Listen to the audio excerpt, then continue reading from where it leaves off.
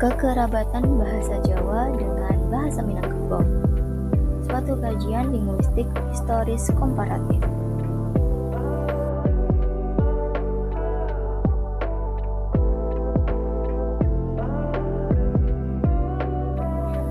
Bahasa adalah alat komunikasi antar anggota masyarakat yang terbentuk dari ekspresi pikiran, perasaan, dan keinginan seseorang.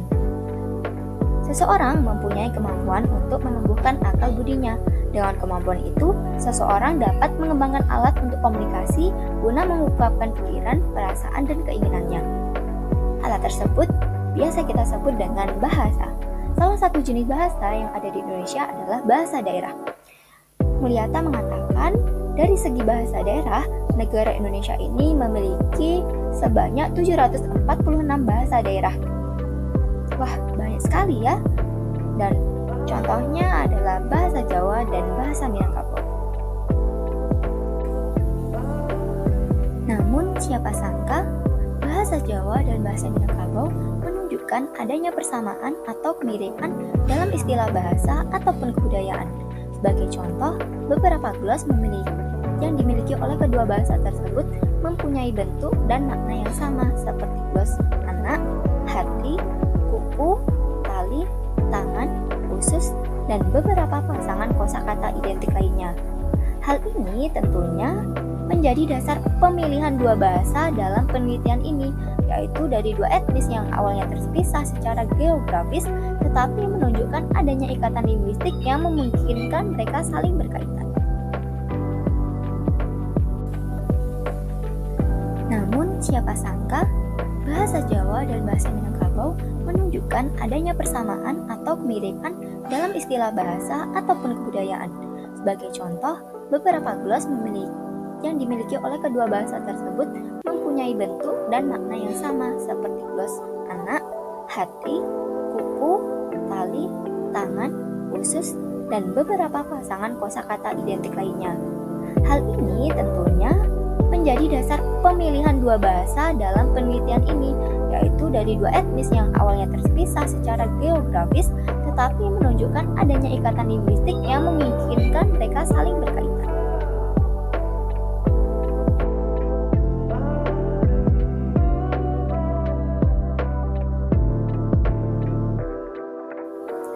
Pertanyaan penelitian ini mencakup yang pertama, bagaimana bentuk korespondensi bunyi antara bahasa Jawa dengan bahasa Minangkabau. Yang kedua, bagaimana presentasi tingkat kekerabatan antara bahasa Jawa dengan bahasa Minangkabau. Dan yang ketiga, berapa lama waktu pisah antara bahasa Jawa dengan bahasa Minangkabau.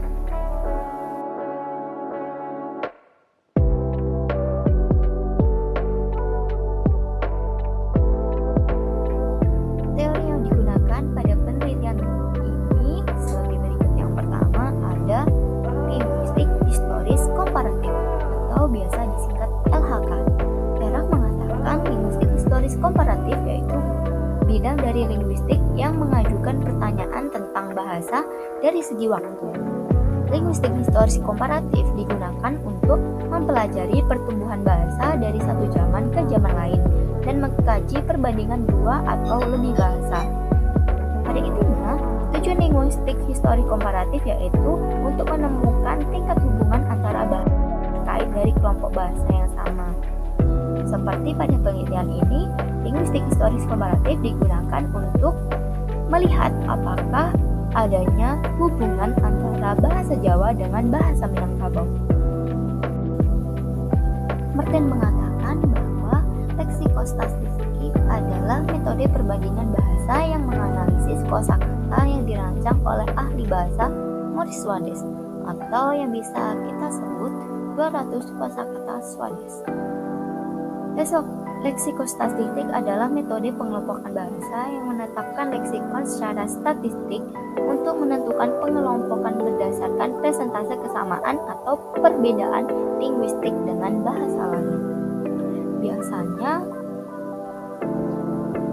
untuk menentukan kekerabatan bahasa diperlukan adanya kategori. Kategorinya antara lain pasangan kosakata dasar identik, pasangan kosakata yang berkorespondensi dengan fonemis, kosakata yang serupa secara fonetis, pasangan kosakata yang terkadang berbeda dalam satu fonem. Teori yang selanjutnya adalah grotokronologi. Grotokronologi digunakan untuk memperkirakan waktu pisah bahasa-bahasa yang masih saling berhubungan. Dalam grotokronologi terdapat rumus yang digunakan untuk menangani data terkait bahasa dalam menganalisis leksikostatistik. Dapat dilihat rumusnya yang tertera. Jadi, jika leksikostatistik mencoba mengelompokkan bahasa berdasarkan waktu pemisahan bahasa yang dipelajari, maka grotokronologi mencoba memperkirakan usia bahasa dan jarak pisah antara bahasa. Dan teori yang terakhir adalah kekerabatan bahasa. Kekerabatan bahasa adalah hubungan asal bahasa didokumentasikan oleh pengelompokan dan rekonstruksi bahasa aslinya. Menurut Survei, kekerabatan bahasa dapat ditujukan dengan merekonstruksi kesamaan, pemeliharaan, dan pembaharuan bahasa asli yang disebut dengan protobahasa, baik pada tataran fonologis, leksikal, maupun gramatikal. Hal ini karena dapat disimpulkan bahwa bahasa daerah dari Sabang sampai Merauke saling berkaitan. Hal ini dapat dilihat dari adanya bukti bahwa kosakata yang sama, mirip, atau berbeda itu saling berbeda.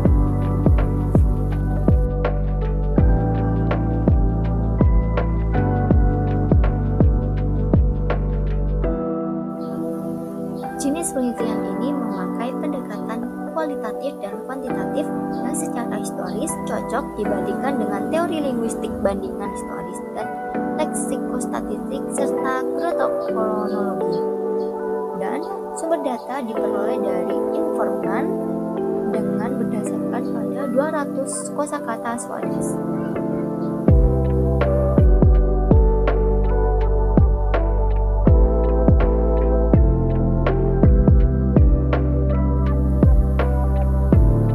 Berdasarkan pernyataan ini ditemukan adanya korespondensi bunyi K berbanding dengan T antara bahasa Minangkabau dengan bahasa Jawa, di mana terdapat 4 pasang kata yang memiliki korespondensi antara fonem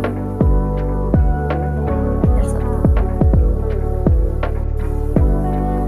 Bentuk korespondensi yang kedua adalah korespondensi antara fonem iya dengan fonem i, di mana ditemukan adanya 3 pasang kata.